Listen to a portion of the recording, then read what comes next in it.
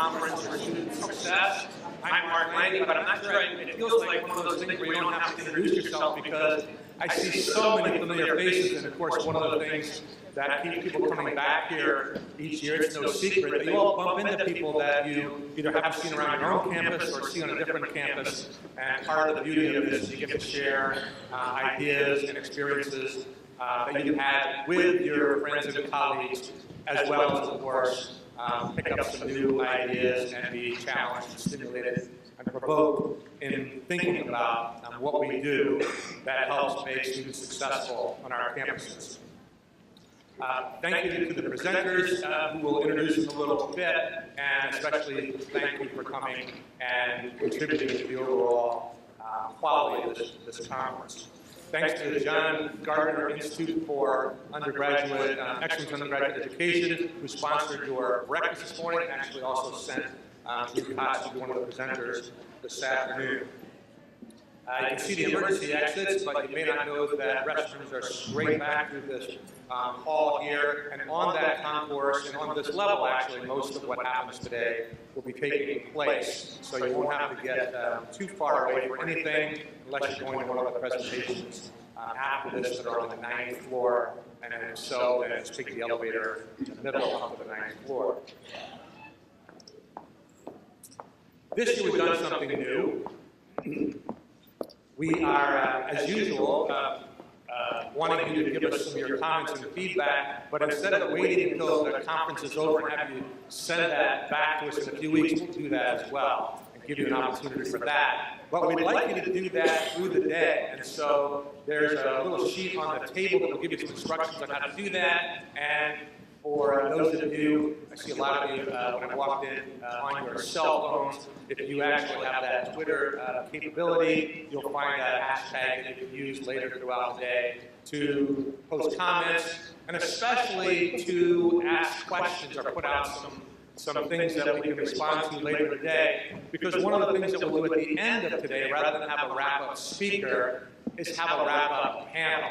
So the presenters that are here in the afternoon will be on a panel at the end of the day, and since there are a number of presenters that a lot of you wish you'd be able to hear, won't be able to, at the end of the day, you'll be able to ask questions of the people on those panels and presenters that you didn't get to hear. And so you can either write those down on a sheet of paper sometime later today, you can tweet those, and you can even just come at the end of the day and ask your questions directly. When lunch comes, we'll make an announcement about how that will flow, but lunch will be right here as well. We'll talk more about specifics there and give you some instructions on how to get to your table.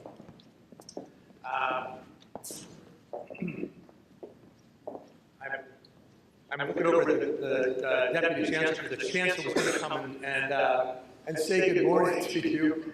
I wonder if Bob, you want to just come and say hello to these folks and welcome them as the Deputy Chancellor, and actually the co-founder of this conference, Deputy Chancellor Robert Feldman.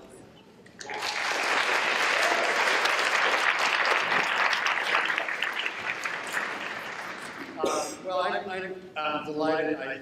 I believe the Chancellor is on his way. Let me, on his behalf, if he doesn't get here in time, welcome you to this conference. This is very important to the university. This has grown into an institution that has attracted hundreds of people from across the Commonwealth, across actually New England. And we are delighted to be able to spotlight and highlight what the university is doing in terms of teaching and student learning, and show our dedication by hosting this conference to the venture that all of us in this room are dedicated to. I really am delighted to see, once again, so many folks here, and on behalf of the university, I'm very, very happy to welcome you here, and I hope you have a good day. It's a wonderful, wonderful program. I have the opportunity to introduce our luncheon speaker, Mary Dean Sorcinelli. Looking forward to that. And throughout the day, there really are some excellent, excellent kinds of opportunities to learn, as well as to network with the folks that are here. So thank you so much for coming, and I welcome you on behalf of the University of Massachusetts Amherst.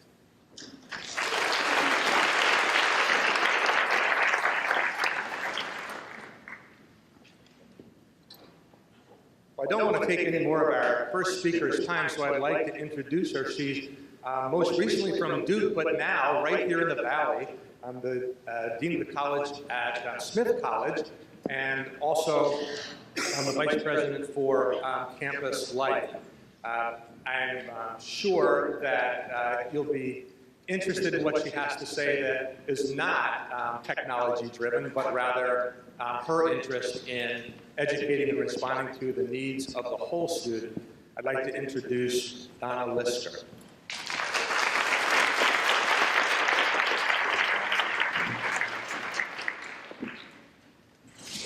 Good morning.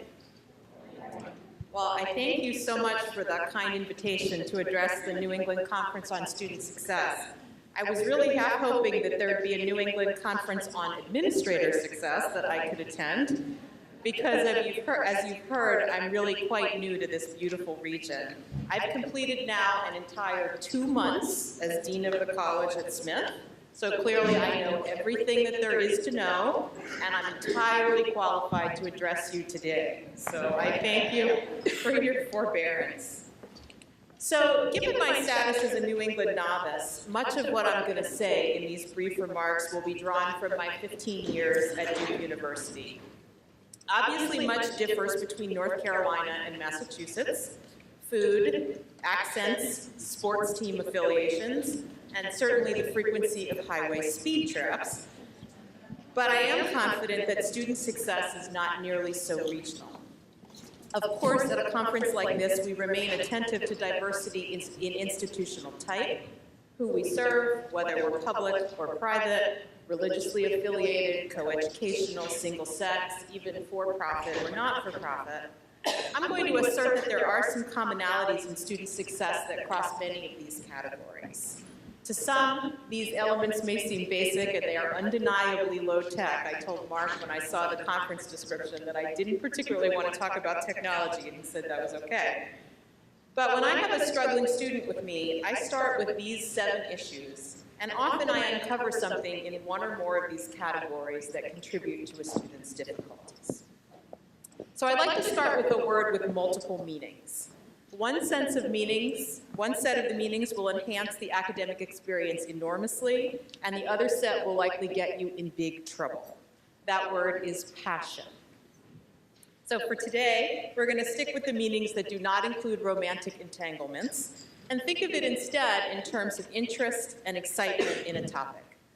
I can't speak for you, but I know that when I try to read about a topic that I'm not particularly engaged by or don't particularly care about, I find it hard to pay attention, and I find it harder to retain information. If the person writing or lecturing about a topic, if the professor in the room is passionate about it, is really lit up and excited to share the information, then I'm likely to be engaged even if I didn't think that I cared prior to that moment. But if I'm indifferent and the writer or the teacher is as well, or they just can't figure out how to convey their interest, then I know that I'm not going to be a successful learner, and I think it's harder for our students to be successful learners. We often know that our students come in prepared to take classes that they think they should take, right? Because their parents want them to be pre-med, or because their friend says it was an easy A, or because it's practical and it leads in some way to a demonstrable career path. Now, that's all well and good when the class aligns with their interests, but when it doesn't, they will often struggle no matter how many hours they put into the subject. I have found that students can put up astonishing resistance to the fairly intuitive notion that they should take classes that interest them, right? They will sometimes go way out of their way to explain why they shouldn't do that. So I often start a conversation with, what do you read about for pleasure? What homework is fun for you to do? You know, what is it that even when it's challenging, you want to persist and you want to keep going because you find it so engaging? It's not always the case, but sometimes this lack of alignment between student interests and courses are found in the so-called hard sciences or in engineering, where these are fields that are beloved by parents everywhere because they tend to lead, directly to a career that is perceived to be lucrative and high-paying. Sometimes students want to be in those fields and all is well and good, and sometimes, and I would put myself in this category, they may really want to major in the humanities, but they don't know what they would do with that, right? You're talking to someone who got a PhD in English, but with a subfield of women's studies. And if you want a good story sometime, I'll tell you about how my father reacted when I told him that that's what I was going to do. So I always remind students, I try to remind students that passion for a subject tends to produce better results in terms of classroom performance. So even if you think, I have to take this class, I have to be pre-med, I have to be pre-engineering, if you're not genuinely engaged, you are much less likely to do well. On the other hand, if you really are engaged, regardless of what the subject is, that's going to lead to better results, and that in turn is going to impress employers or graduate students, or graduate schools, excuse me, more than lackluster grades in a more practical field. The second factor I tend to check with struggling students is physical and mental health.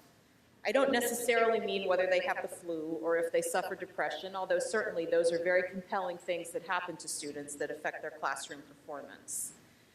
For an otherwise healthy student, though, there can be more fleeting crises. There can be a week of poor sleep. There can be food instability due to limited resources, or there can be an interpersonal conflict that saps their energy, whether in their residence hall or in their family. So I try to remember to ask a student who comes to me in crisis these questions. Are you sleeping? Are you eating? Do you have emotional support, whether that's from your family or your friends? I can't tell you, many of you have had this experience, how many conversations I've had with desperately worried parents who have spoken to their student maybe a few hours before, maybe in the middle of the night. The student was distraught beside him or herself, and the parent is just positive that the world is ending, and we need to go check on their student right this minute, right now. It's an emergency. Well, you go to great lengths sometimes to track down the student, and you know what? They're fine. They unloaded whatever it was that they needed to unload on mom or dad. They feel much better, and they're ready to move on, but their parents are left with this sort of anxiety hangover from talking to their struggling student.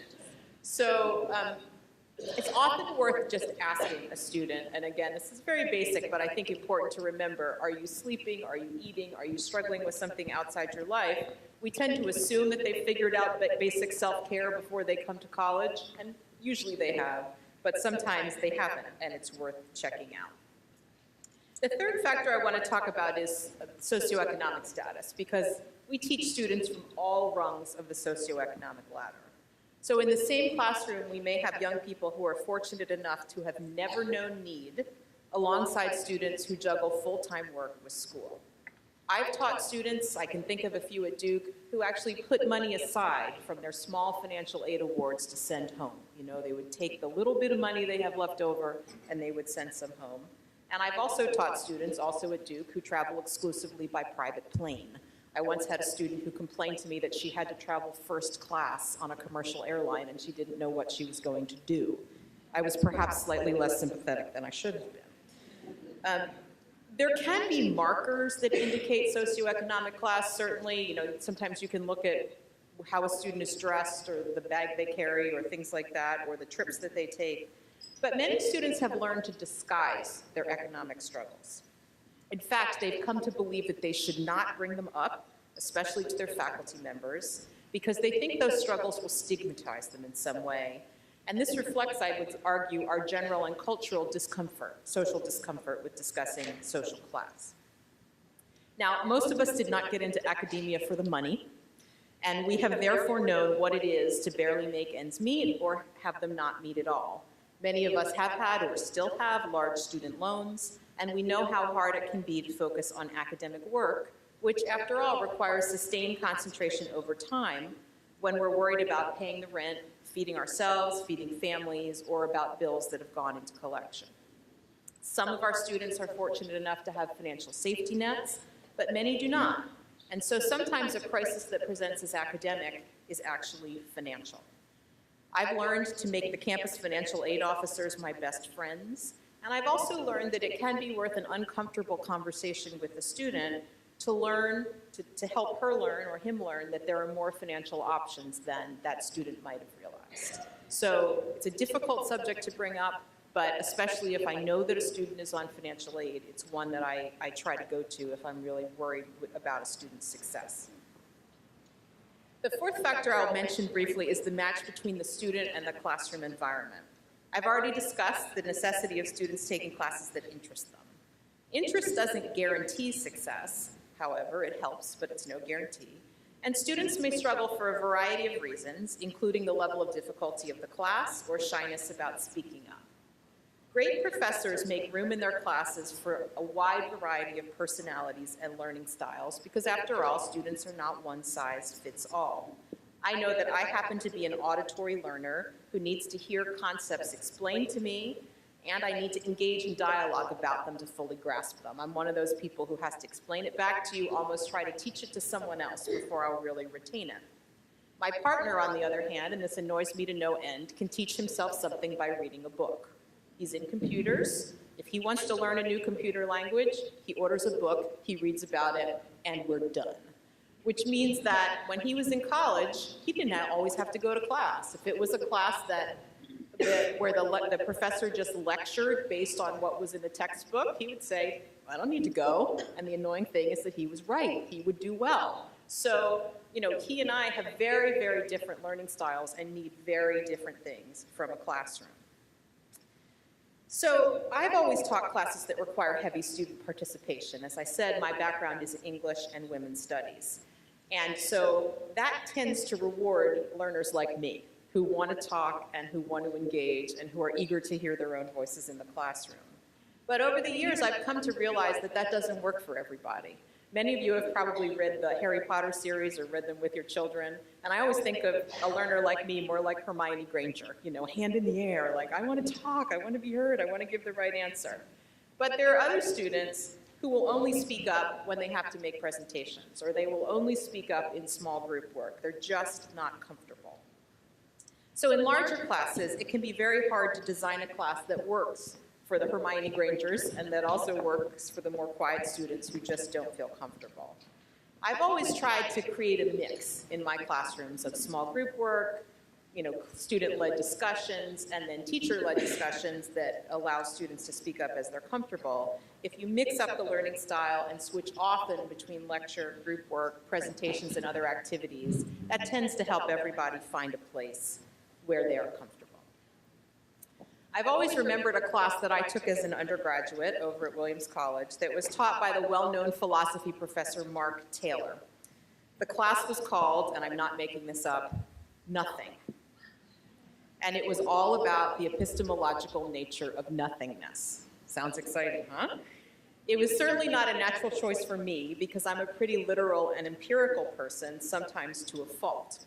But I was willing to take it for two reasons. I knew that Professor Taylor was a world-renowned professor and peers had said, you have to take a class with him, he's fantastic. But I also was willing to do it because when I showed up on the first day, I saw that he provided a clear and detailed syllabus. Somehow that syllabus just anchored me and I held on to it for dear life, even while we were stepping into the abyss. I knew the subject matter would be foreign, I knew it would be difficult, but because I had a roadmap in the syllabus, I also knew I could take it step by step and follow that roadmap. I knew what was expected of me, even though I wasn't sure I could do it. So I've always felt that some sense of scaffolding or structure matters in a classroom. Students certainly want to know how they will be evaluated, right? We all hear a lot of, is this on the test, and how much does this count, and that kind of thing.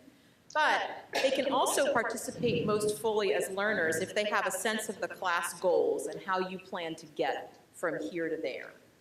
The intended path might change over time. Certainly, you don't have to stick slavishly to what it is you lay out on day one. But it's reassuring for students to know that there's a path to start from, and then you can own the learning and move forward together. So I am actually going to talk about technology. I said I wasn't, but I am. So one of the greatest challenges and one of the greatest changes to influence the modern classroom is the influx of technology. And you're going to hear many wonderful presentations later today on how technology can be used to enhance student success in flipped classrooms and so forth. So I want to talk about it just briefly as my sixth factor. I'm grateful every day for what technology has brought to the classroom, whether it's assistive technology that helps students with physical and learning differences, or computers that allow us to look up disputed facts in seconds. I will never forget the first time in a class we came to a point that we didn't really know the right answer to, and one of my students said, "Shall I Google that for you?" And I was like, "Oh, why don't you? What a good idea."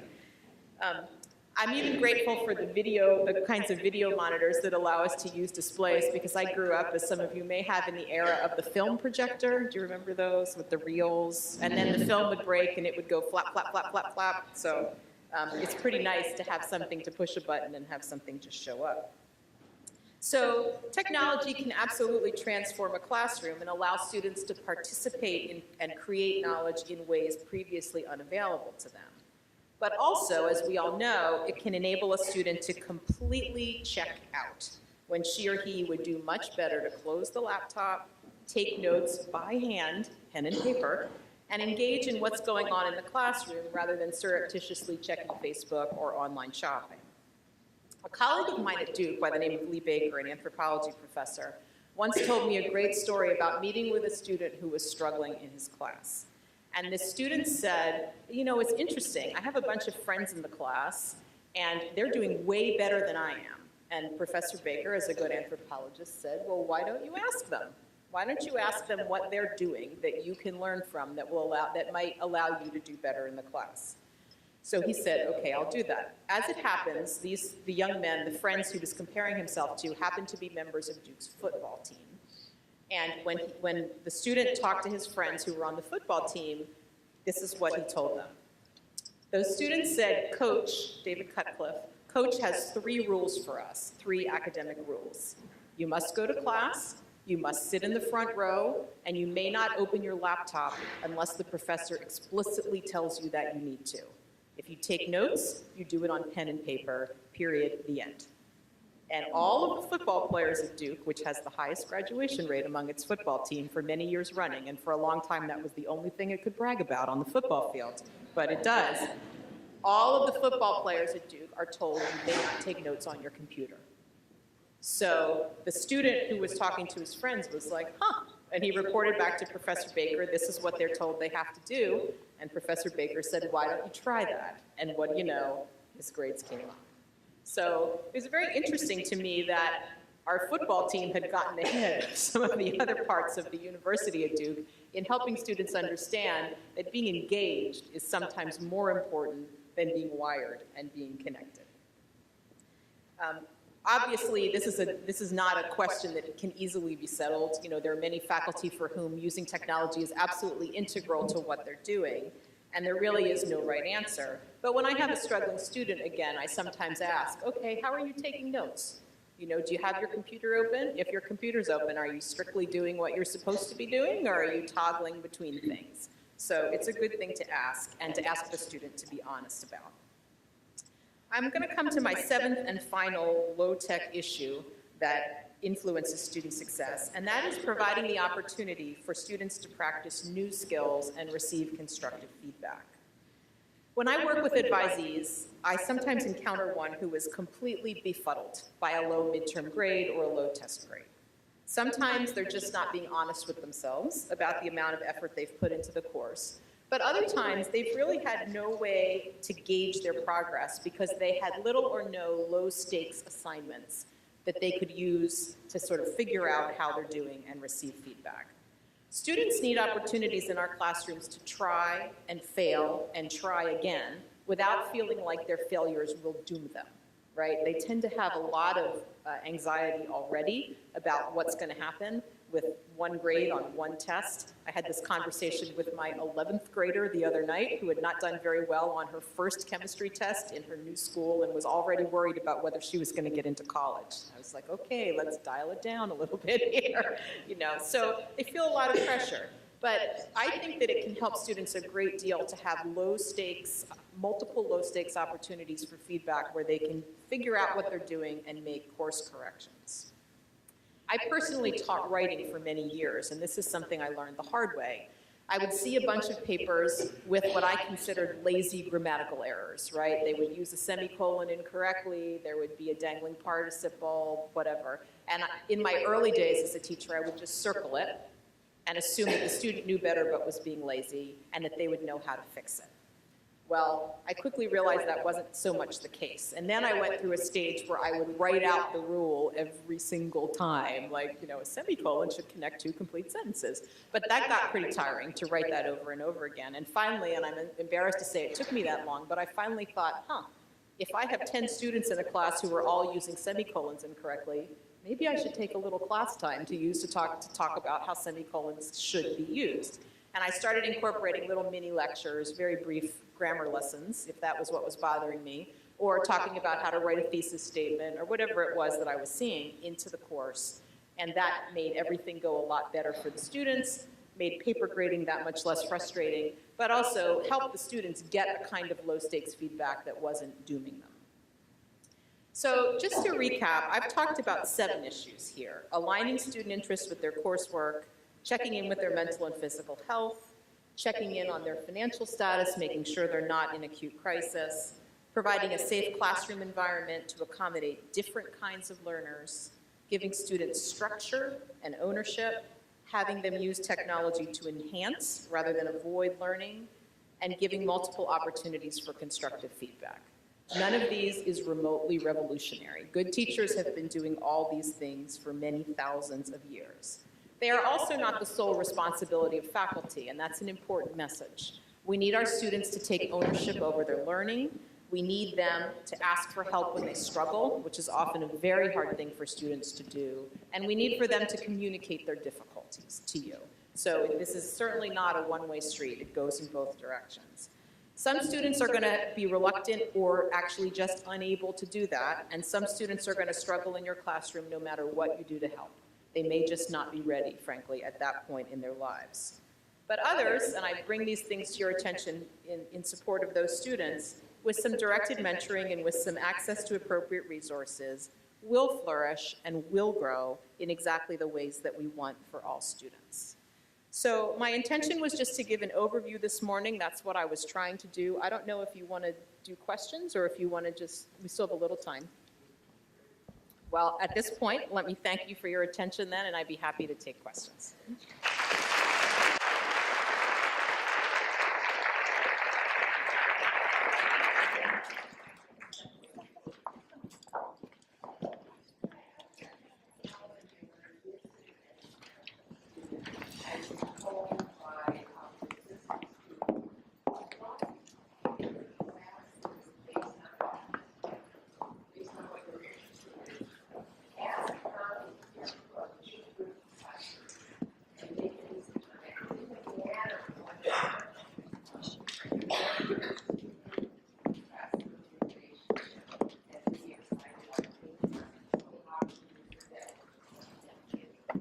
So for those who didn't hear the question, it was about advice that says pick based on the reputation of the professor rather than the content. I think both. You know, I think there's room for doing some of both.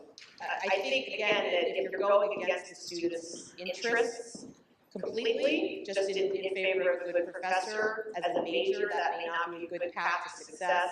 But I also think that you should take what my colleague at Smith, Catherine Rowe, calls dessert courses. You know, you should take classes where you know the professor is fantastic or where the subject is so far out of what you've done before. So I think a combination of both really matters. When I was at Williams, I did exactly that. I was told that you really need to take the art history survey course at Williams. It's known for it. So even though I turned out not to be very good at art history, I went through this whole year course because it was legendary, because the professors were well known, and because, in fact, all these years later, it helps me appreciate a museum more.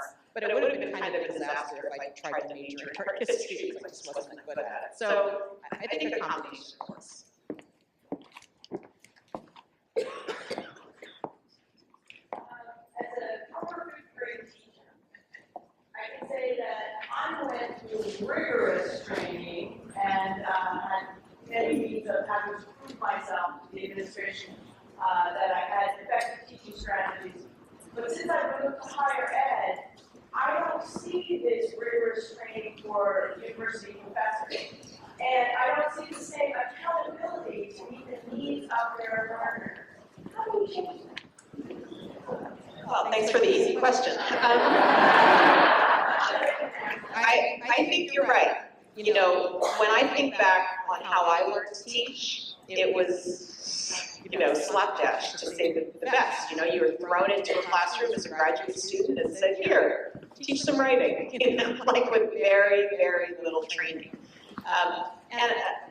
This is very, I think this varies across institutions, let me say it that way. I've only been at Smith 2 months. There's a lot of support at Smith for good teaching and for improving teaching, because Smith is a liberal arts college that values teaching.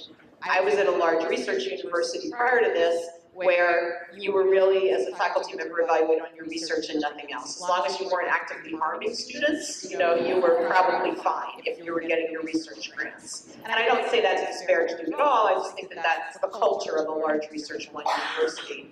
So I don't have a good answer except to say that you're right. You know, we are much harder on our K-12 teachers and yet pay them much less.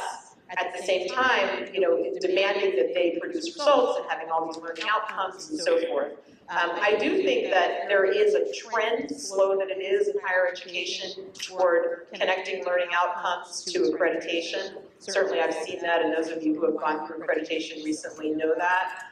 But I welcome other people's ideas on how to change it, because that's a really big and really important question.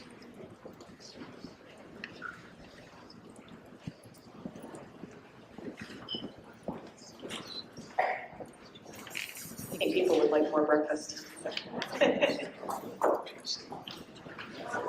Oh, one more, yes. Assessment. Anything in particular?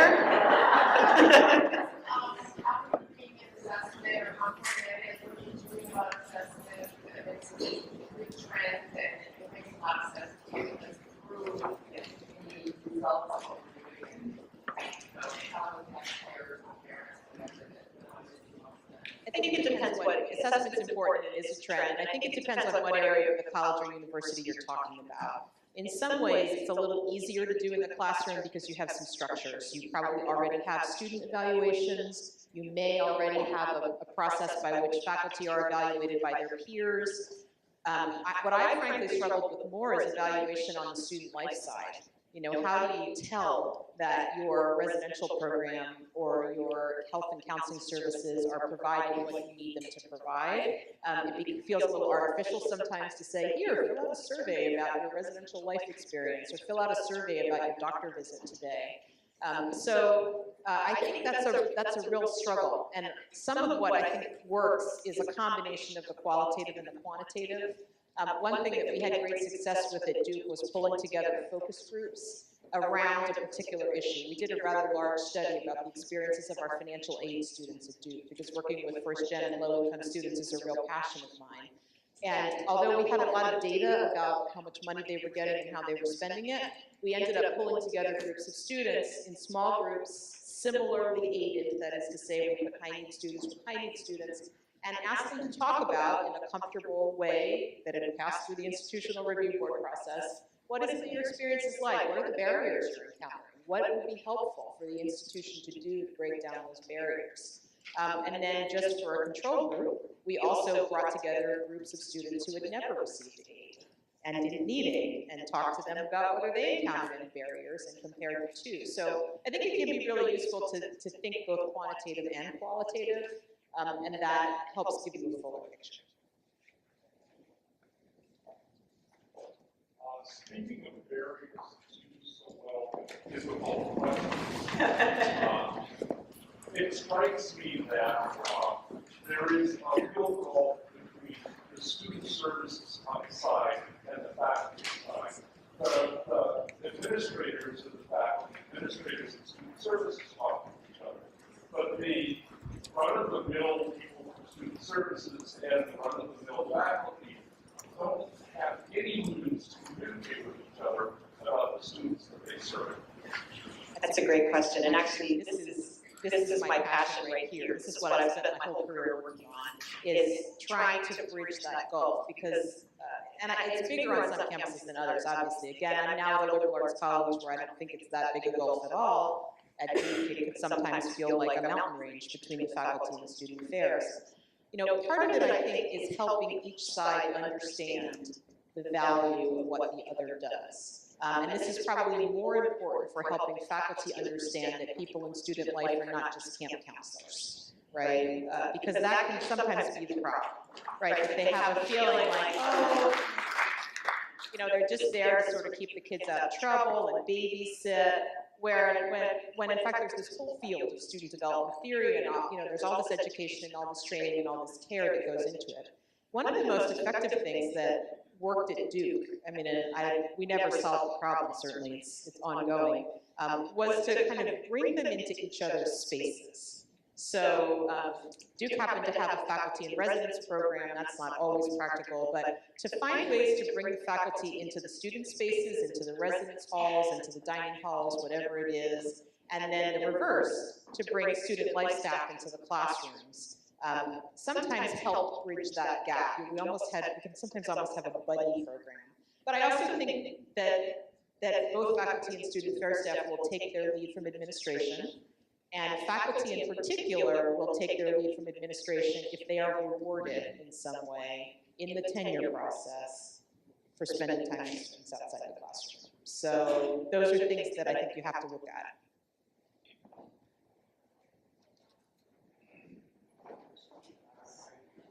Thank you very much.